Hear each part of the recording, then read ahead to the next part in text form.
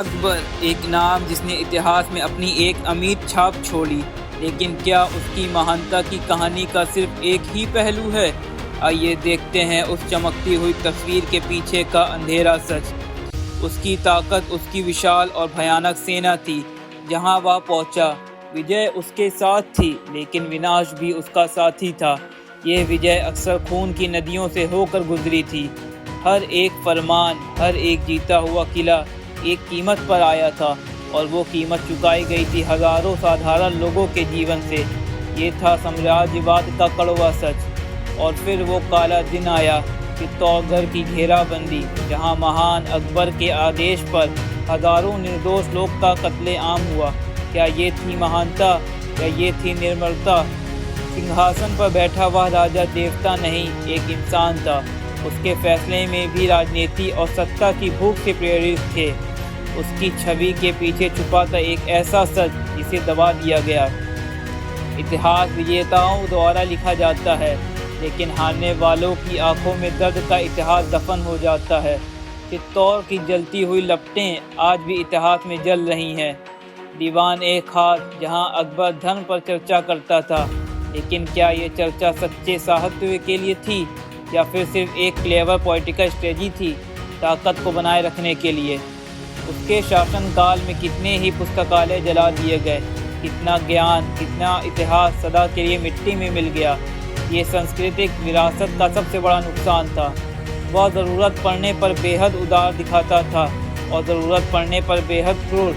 ये थी उसकी महान राजनीतिक चाल। फतेहपुर सीकरी उसके सपनों का शहर, लेकिन क्या ये सपना टूट गया था?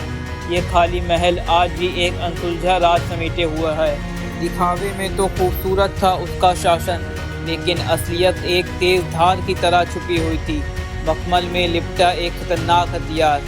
दरबार की चमक धमक एक तरफ, तो दूसरी तरफ ये अंधेरे कोठरी में कैदी। ये था महानता का दूसरा पहलू। इतिहास में सिर्फ जीत की कहानियाँ लिखी गई, हारने वालों का दर्द किसी ने नहीं लिखा।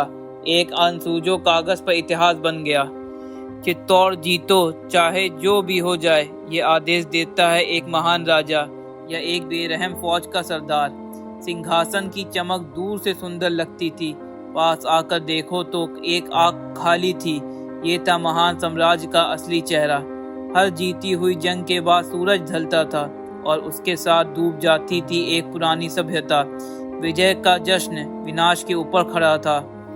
उसकी मूर्ति आज भी बड़ी दिखती है, लेकिन उसमें एक दरार है जो दिखती है उस महानता में छुपा हुआ एक बड़ा दाग। इमारतें बनाने वाले हाथ किसके थे? क्या वो खुशी से बना रहे थे या जबरदस्ती मजबूर किए गए थे? जबरदस्ती की गई आस्था, दबा दी गई एक संस्कृति, क्या यही है महानता? उसकी फौज इतनी बड़ी थी कि उसकी परछाई भी एक राक्षस जैसी दिखती थी। लोग उसके नाम से ही डरते थे। हर फरमान पर लगता था राज्य की मोहर, लेकिन उस मोहर के नीचे दब जाता था एक किसान का पसीना। सत्ता की कीमत आम लोगों ने चुकाई। आम आदमी के लिए जिंदगी एक कुआं जैसी थी। ऊपर सिर्फ अंधेरा दिखता था और कोई रास्ता नजर नहीं आता था। दीवारों पर उसकी जीत के चित्र बने थे, लेकिन रंग उतरने से असली तस्वीर दिखती थी, जिसमें सिर्फ दर्द और तबाही थी। जंग खत्म होती थी, सेना चली जाती थी, पीछे रह जाता था एक टूटा हुआ खिलौना, एक बच्चे का बचपन जो हमेशा के लिए खो गया। उसका महल पानी में से दिखता था, जैसे उसकी विरासत का सच टेढ़ा मेढ़ा और धुंधला। अंदर महल में शाही दावत चल रही थी, बाहर गरीब की थाली में एक दाना नहीं था। ये थी महान सल्तनत की हकीकत। कुछ जंजीरें टूट जाती हैं, लेकिन कुछ ऐसी जंजीरें होती हैं जो जनरेशन तक चलती है। इतिहास हारने वालों को भूल जाता है। उसकी कब्र पर घास उग जाती है, लेकिन दर्द उसके वंशज आज भी महसूस करते हैं।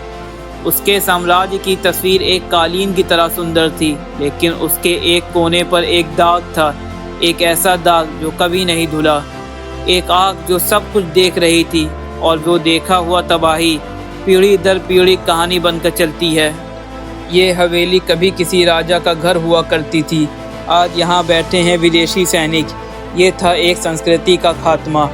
संगीत की आवाज़ों को दबा दिया गया, विरह टूट गई, सिर्फ युद्ध के नगाड़े बजने लगे। आगरा का किला ताकत का प्रतीक, लेकिन उस पर हमेशा काले बादल मंडराते थे। डर का एक माहौल। गरीबों का पसीना रात के खजाने में जा रहा था। लोग बस देख सकते थे, कुछ भी करने की ताकत नहीं थी। ज्ञान की कोई भाषा नहीं होती, लेकिन सत्ता को डर होता है ज्ञान से, इसलिए किताबें जलाई जाती है। इन ऊंची दीवारों के पीछे बैठा राजा, आम आदमी उसके लिए सिर्फ एक नंबर था, एक छोटा सा कीड़ा। बाहर से सब कुछ हरा भरा दिखता था, लेकिन जड़ों में जहर घुल रहा था। ऐसे ही थे अकबर के नियम। वृत्त के साथ हर चीज़ घिसती है, हर विरासत में दरार आती है और सच्चाई धीरे धीरे सामने आती है। शिकार करता राजा, उसमें मज़ा आता था, कमज़ोर को दबाने में। ये थी उसकी असली प्रकृति। हर जंग में सैनिक बच जाते हैं, लेकिन उसके दिल पर जख्म रह जाते हैं और आँखों में जलते गांव की तस्वीर। तबाही के बीच भी उम्मीद की एक किरण। आस्था कभी पूरी तरह नहीं मरती, वो डूब जाती है, फिर से जन्म लेती है। जैसे ही फाटक बंद हुआ, बाहर की दुनिया से जुड़ाव टूट गया। अंदर सिर्फ अंधेरा और डर था। शाही जुलूस की परछाई पानी में दिखती थी, लेकिन एक बारिश की बूंद ने उसे तोड़ दिया, जैसे उसकी महानता का झूठ। नक्शे पर लाल रंग से बनाया गया साम्राज्य, ये रंग क्या था? ये खून था जो बहाया गया। चुप्पी पसरी है इस कोर्ट रूम में। यहाँ कभी न्याय होता है, आज सिर्फ सन्नाटा है। तस्वीर में वो हमेशा मुस्कुराता दिखता था। पास जाओ तो पता चलता है ये मुस्कान एक नकाब थी। बच्चों का खेलता हुआ बचपन, एक परछाई ने सब रोक दिया। डर इतना गहरा था कि बच्चे भी जानते थे। जंग का हथियार अब पेड़ का हिस्सा बन गया। प्रकृति समय के साथ सब ठीक कर देती है, लेकिन इंसान का दर्द कौन भुलाएगा। रात का आसमान, टूटते तारे की रोशनी, जैसे एक उम्मीद का टूटना। लोगों की आशाएं भी ऐसे ही टूटती थी। किताब बंद हो गई है, लेकिन सवाल खुले हैं। क्या अकबर सच में महान था?